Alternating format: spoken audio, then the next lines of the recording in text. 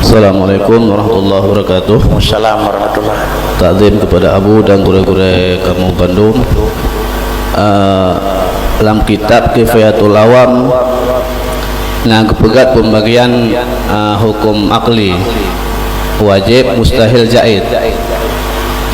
Sehingga hukumnya kepegat wa man lam ya'rifha laisa biakilin. Seberang saya hana dupu tentang leboh yang termasuk dalam ilmu akalnya laisa biakilin. Makna hanakai di sana keban pu bermakna pungor di sana atau keban makna ji laisa akil di sana Abu.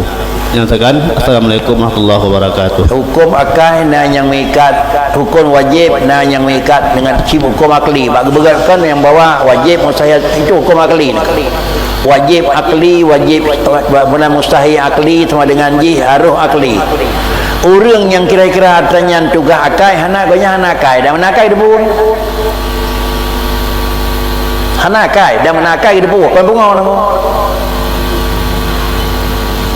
Karena yang tugas akal sama dengan hana buat sama dengan hana debu hanakai ni. Hanakai untuk debu artinya ni. Falaisa bi'aqilin ni.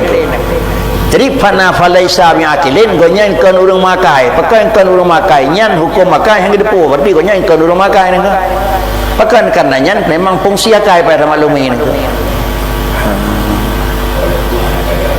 Benar?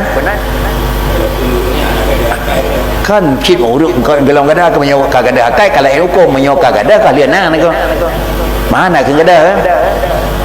Menyewa akal balik urut akal ni ko. Anak adalah zawalun akli tapi laisa bi'aqilin ni ko.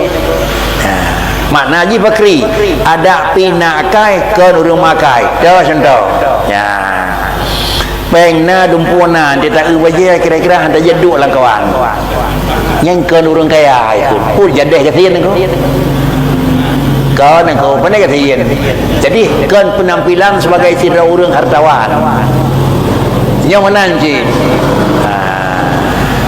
kan penampilan sebagai urang punya akal khud akal digunakan khud mewah adalah deh dakalan mewah deh warmo deh pakaian deh lumpur tetapi bapaknya tangi yang handeng aku maka sama dengan ya urang kaya hauti